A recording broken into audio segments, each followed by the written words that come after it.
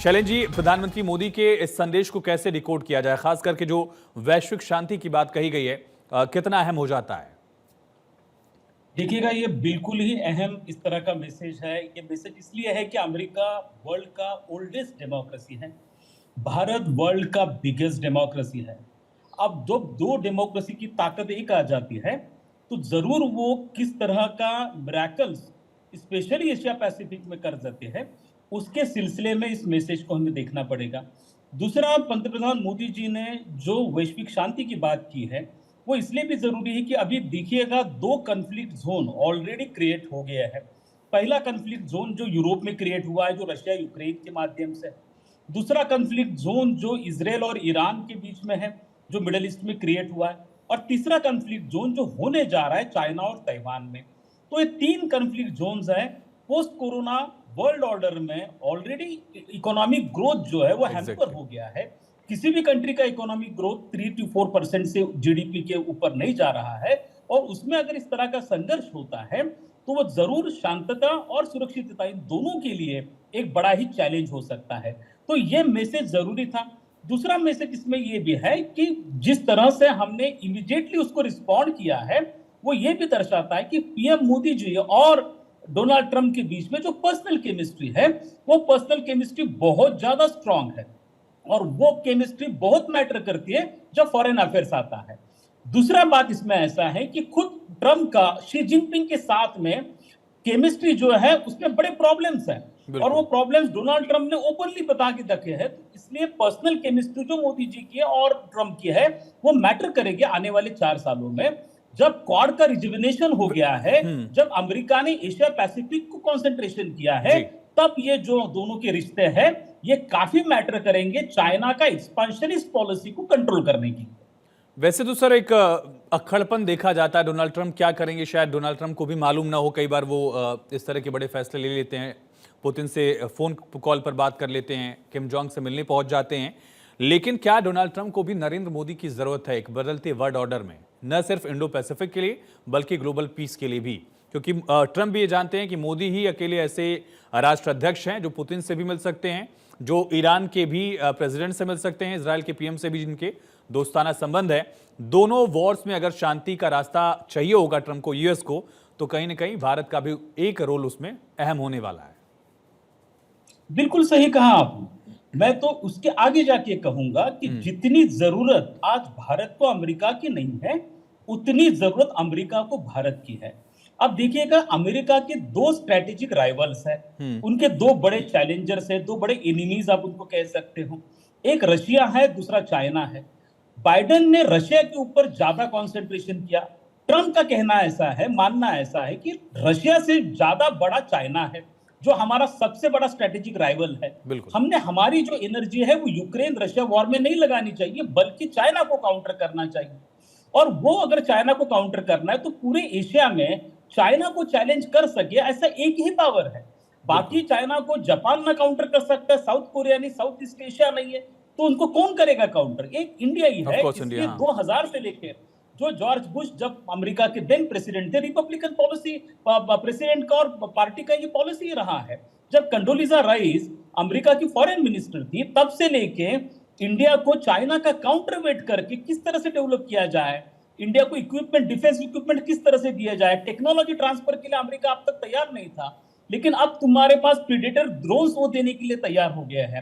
तो वो सारी चीजें इसलिए कर रहे कि इंडिया की पोटेंशियल कैपेबिलिटीज को बिल्ड किया जाए और चाइना को काउंटर। उनका मेन टारगेट चाइना है, बिकॉज चाइना का राइट, चाइना का ग्रोथ अमेरिका के ट्रेड और इकोनॉमिक इंटरेस्ट को प्रॉब्लम क्रिएट कर रहा है। इंडिया का इकोनॉमिक ग्रोथ नहीं कर रहा है, इसलिए इंडिया की इकोनॉमिक ग्रोथ को सपोर्ट कर रहे हैं। इस बात को हमें समझना जरूरी है। बिल्कुल। और इसलिए वो कंसंट्रेशन नहीं करेंगे यूक्रेन पर। जो रशिया के ऊपर इकोनॉमिक सैंक्शंस लगाए, हो सकता है कि ट्रंप वो सैंक्शंस को कम कर दे, क्योंकि वो सैंक्शंस बिल्कुल हैजार्डस है, उसका कोई जो उपयोग नहीं हुआ है। बल्कि रशिया का ग्रोथ हो रहा है। रशिया में कोई वो रशिया यूक्रेन वॉर 2 साल हो गए चल रहा है। इसलिए हो सकता है कि और ट्रंप जो है वो यूरोप से मिडिल ईस्ट में जो एस्केलेशन हम देख रहे हैं, खासकर जो इजराइल सेंट्रिक एस्केलेशन है, उसमें भी क्या कोई चेंजेस होगा? कल हमने देखा कि गैलेंट को, जो डिफेंस मिनिस्टर है इजराइल के, उनको बर्खास्त किया गया। आज बधाई संदेश भी नेतन्याहू ने दिया है। और एक तरह से यूएस पर डिपेंडेंट इजराइल रहा है अग्रेशन के मामले में, हालांकि ट्रंप के पास भी ऑप्शन नहीं है कि वो इजराइल को समर्थन ना करें, लेकिन ट्रंप ने कोशिश की थी, खास करके जो अब्राहम अकॉर्ड्स हुए थे, उन्होंने खुद बात की थी, मिडिल ईस्ट के बड़े पावर्स को एक साथ एक मंच पर लाकर बातचीत करने की कोशिश की, इजराइल यूएई में बातचीत कराने की कोशिश, और उसमें हमने देखा कि बाइडेन की सरकार में बहुत ज्यादा कुछ प्रयास आगे बढ़ा नहीं, स्थितियां और ज्यादा खराब हुई। मिडिल ईस्ट का शांत रहना, क्या ये एक तरह से मकसद होगा डोनाल्ड ट्रंप का फिर से? देखिएगा, ये बड़ा कॉम्प्लेक्स टाइप का सिचुएशन है। अमेरिका की जो फॉरेन पॉलिसी वो डीप स्टेट चलाती है, और डीप स्टेट को चलाने वाले वहां की लॉबी सिस्टम है। अमेरिका पूरी तरह से लॉबी सिस्टम पे, जो लॉबी बड़ी स्ट्रांग लॉबी है जो अमेरिका की इजराइल की पॉलिसी को डायरेक्ट करती है। लेकिन इस बार एक इंपॉर्टेंट जो चेंज हमें वोटिंग पैटर्न में नजर आया है कि वहां के जो मुस्लिम्स है, अरब मुस्लिम्स है, वो डोनाल्ड ट्रंप के पक्ष में चले गए हैं।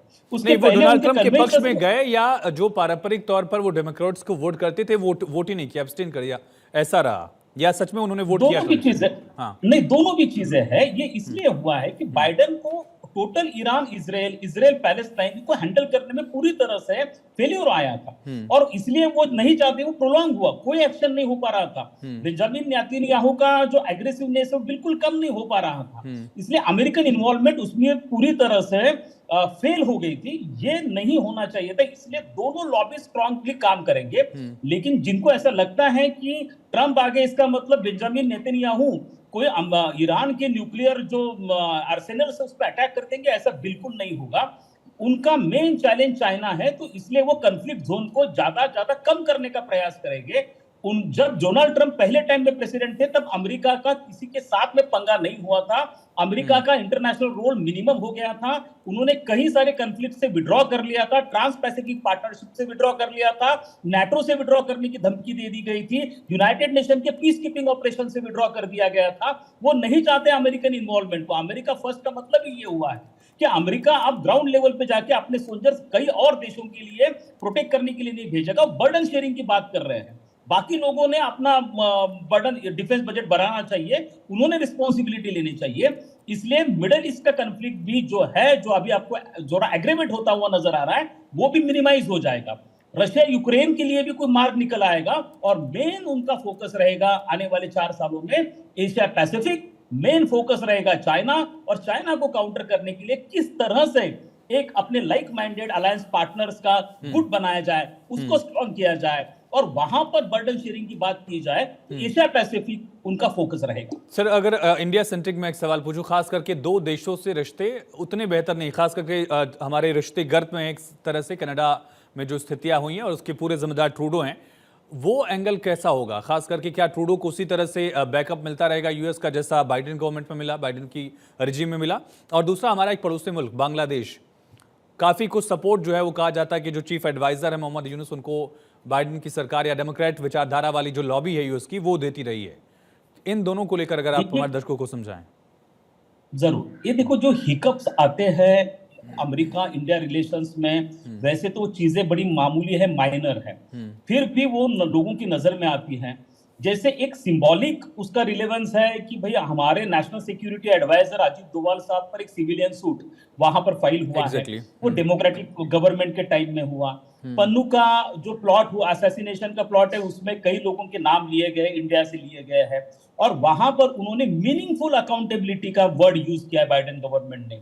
मीनिंगफुल अकाउंटेबिलिटी क्या होती है? इसका मतलब आपका रुख जो है वो हमारे पॉलिटिकल एग्जीक्यूटिव पर है। अब मीनिंगफुल अकाउंटेबिलिटी माने कि उसका मतलब ये हुआ है कि भाई इसमें जो सिस्टम में लोग काम कर रहे हैं उनको अकाउंटेबल बनाओ।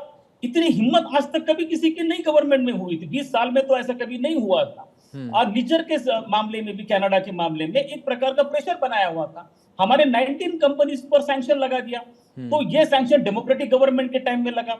इसके पहले इंडिया पे जो सैंक्शन लगाया गया था 1998 में, जब पोखरान 2 हुआ था, उस टाइम में भी डेमोक्रेटिक गवर्नमेंट था। जब जॉर्ज बुश 2 आ गए तो उन्होंने 2002 में उसको रिवोक कर दिया। तो ये जो सारी चीजें हैं, छोटी मोटी चीजें जो इंडिया अमेरिका रिलेशंस में प्रॉब्लम क्रिएट करती है, ट्रम्प के टाइम में इसको इग्नोर किया जाएगा, उसका इंपॉर्टेंस मिनिमाइज किया जाएगा। ये चीजों के लिए इंडिया को प्रेशराइज नहीं किया जाएगा। इंडिया उनका लॉन्ग टर्म इंटरेस्ट के लिए बहुत मायने रखता है, और इंडिया ही है जिसको बिल्ड करके, जैसा ट्रूडो को सपोर्ट, खुला एक समर्थन मिला फाइव आइज में, खास करके यूएस से भी। शैलेंद्र सर, जिसका हम जिक्र कर रहे थे कि ट्रूडो को एक तरह से बैकअप सपोर्ट जो है वो यूएस की तरफ से मिला है, और मोहम्मद यूनुस की जो फिलहाल सरकार है उसमें भी हिंदुओं के लिए, खास करके जो अल्पसंख्यक हैं वहाँ, उनके लिए बहुत फेवरेबल कंडीशन निकल भी, बहुत सारी तस्वीरें आपने खुद भी देखी होगी किस तरह की आ रही थी कि वहाँ की आर्मी जो है वो प्रताड़ित कर रही है। और खुद डोनाल्ड ट्रंप ने दिवाली के दिन ये मैसेज भी दिया था ट्विटर पर कि हिंदुओं के खिलाफ अत्याचार जो है, माइनॉरिटीज़ के खिलाफ जो अत्याचार है उसको वो रोकेंगे। वो सिर्फ चुनावी वादा था, चुनावी जिक्र था, या उस पर कुछ फैसले भी लेंगे? दोनों ही। देखिएगा, उनको वो जो भी उन्होंने किया था वो अगर भी पॉलिटिकली मोटिवेटेड स्टेटमेंट था, तो दिवाली के टाइम में किया गया था। वो मोटिवेटेड पॉलिटिकली इसलिए था कि जिस तरह से जो इंडियन अमेरिकन कम्युनिटी है, जो काफी बड़ी तादाद में है, वो करीब 50 लाख से ज्यादा है, काफी रिच है, उनका पर कैपिटा इनकम $82,000 है। और उन्होंने जिस तरह का फंड रेजिंग कमला हैरिस के लिए किया था, $500 मिलियन का फंड रेजिंग किया था, तो ये डोनाल्ड ट्रंप साहब के लिए अलार्मिंग था। इसलिए उन्होंने वो पॉलिटिकली मोटिवेटेड स्टेटमेंट जरूर दिया था। और उस टाइम में उन्होंने बांग्लादेश में जो हिंदुओं का मैसाकर चल रहा है, उन पे जो इनजस्टिसेस हो रहे हैं, हिंदू टेम्पल्स पर जो अटैक हो रहे हैं, उसकी बात उन्होंने छेड़ी थी। और लेकिन एक बात जरूर है कि वो आने वाले टाइम में इसके बारे में कड़क रवैया ले सकते हैं, और ये पॉसिबिलिटी भी है। ये इसलिए भी है कि उनके मिनिस्ट्री में भी कई सारे इंडियंस आने की संभावना हम नकार नहीं सकते, वो जरूर होगा। बाइडेन की मिनिस्टर में भी 30% जो थे इंडियन ओरिजिन के मिनिस्टर्स थे। इंडिया की वहां की लॉबी जो है काफी स्ट्रांग बनते जा रही है, इसलिए वो लॉबी भी इन्फ्लुएंस करेंगी डोनाल्ड ट्रंप का इंडिया जो अप्रोच है उस पर भी। लेकिन वो ये स्टैंड ले सकते। जहां तक आपने जस्टिन ट्रूडो की बात की थी, मैं आपको बताता हूं कि डोनाल्ड ट्रंप एक ऐसा शख्स है जिनके कुछ पर्सनल प्रॉब्लम्स कुछ लोगों के साथ में है। जैसे मैंने इसके पहले जिक्र किया था कि शी जिनपिंग के साथ में उनके कुछ पर्सनल इश्यूज है, उसी तरह से जस्टिन ट्रूडो के बारे में भी है। 2 मीटिंग्स में उनके उन दोनों में वर्बल अल्टरकेशंस हुए थे, ऑलमोस्ट झगड़े की, जिसमें डोनाल्ड ट्रंप नाटो की समिट से निकल के आए थे, तब कनाडा के साथ में उनके ओपन कॉन्फ्लिक्ट हुआ था। तो मुझे लगता है कि जिस तरह का एक ओपन सेफ हेवन जो खालिस्तानी जो एक्टिविस्ट है उनको कनाडा में मिला हुआ है, वो और जिस तरह से यूरोप में और अमेरिका में भी जिस तरह का आज आपको एटमॉस्फेयर दिखाई देता है, उस पर डेफिनेटली कंट्रोल आएगा डोनाल्ड ट्रंप के टाइम में। बिकॉज डोनाल्ड ट्रंप को ये पता है कि हमको इंडिया के दोस्ती की जरूरत है, इंडिया के साथ हमारे रिलेशन कंसोलिडेट करने की जरूरत है।